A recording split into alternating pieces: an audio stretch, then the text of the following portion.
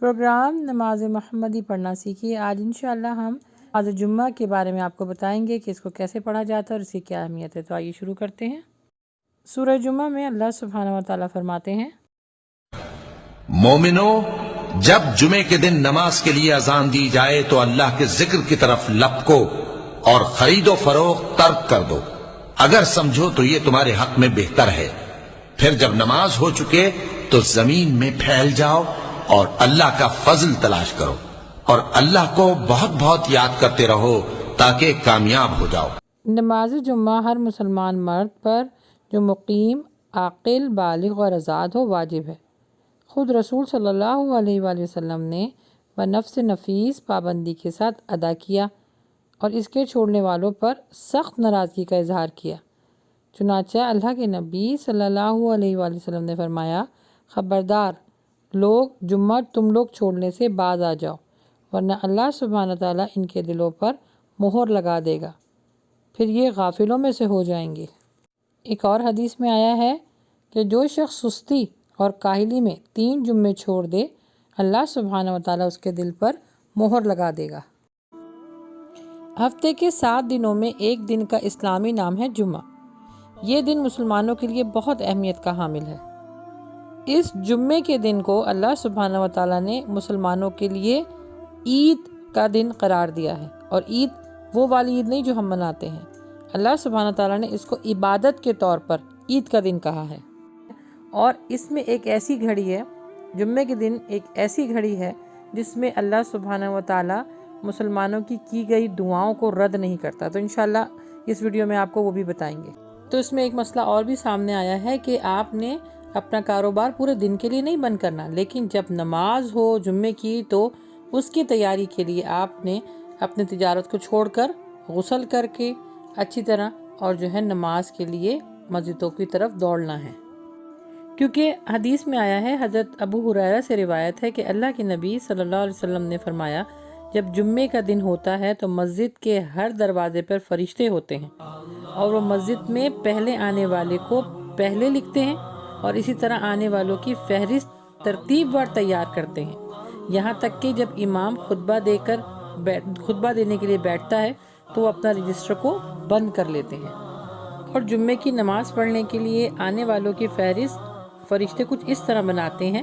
صحیح بخاری حدیث نمبر 881 میں اللہ کے نبی صلی اللہ علیہ وسلم نے فرمایا کہ جو شخص جمعے کے دن غسل کرے اور خوب اچھی طرح پاکی حاصل کرے، تیل لگائے، گھر میں جو خوشبو میسر ہے وہ لگائے، اپنے ناخن کاٹے، اچھے کپڑے پہنے اور مسواک کرے، اور پھر نماز جمعہ کے لیے نکل جائے اور جلدی مسجد پہنچے، پھر 2 رکعت نماز پڑھے، پھر پہلی صف میں بیٹھ کر خطبہ سنے، تو اس کو ایک اونٹ کی قربانی کے برابر اجر ملے گا۔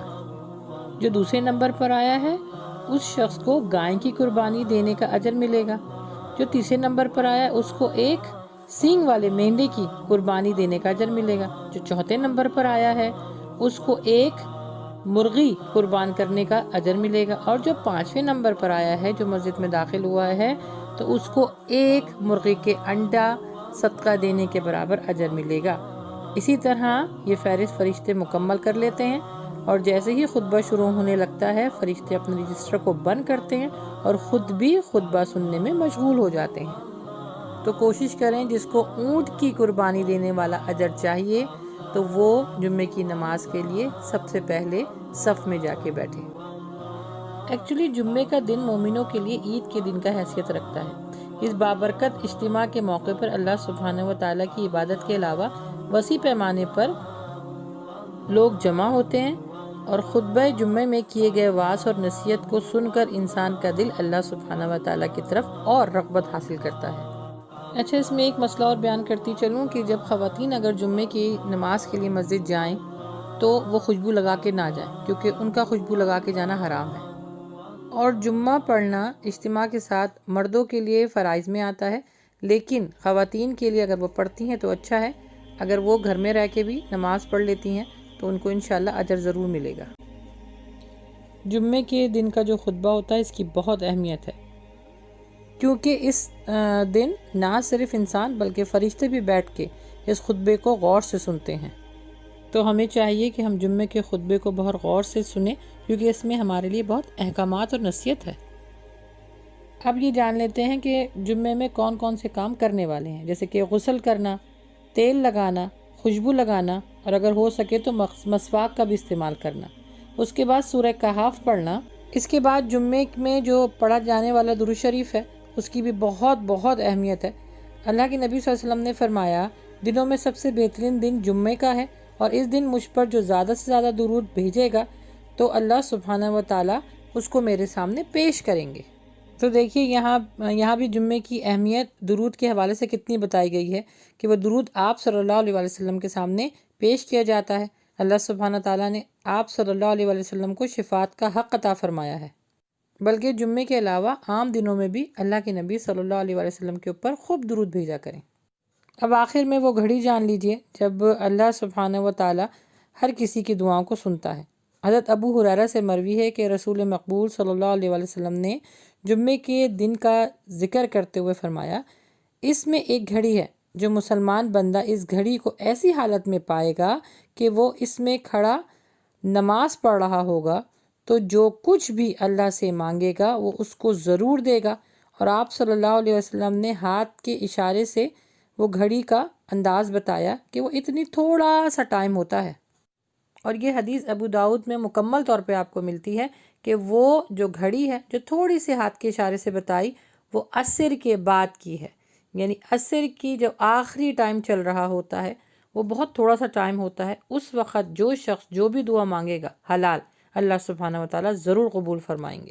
جمعے کی نماز کے بعد کھانا کھانا اور اس کے بعد سونا، یہ بھی اللہ کے نبی صلی اللہ علیہ وسلم سے ثابت ہے۔ نماز جمعہ جو ہے وہ 2 رکعت پر ہے، اور سب مسلمانوں کے ساتھ باجماعت کر کے آپ نے نماز پڑھنی ہے۔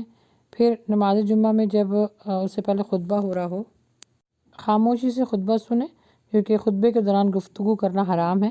پھر یہ کہ نماز جمعہ کے بعد 2 یا 4 سنتیں پڑھنی بھی چاہیے، اور اس میں ایک اور اہم مسئلہ یہ ہے کہ اگر کسی کا جمعہ رہ جائے تو وہ گھر میں اگر نماز پڑھے گا تو وہ نماز ظہر کہلائی جائے گی، جمعہ نہیں کہلایا جائے گا۔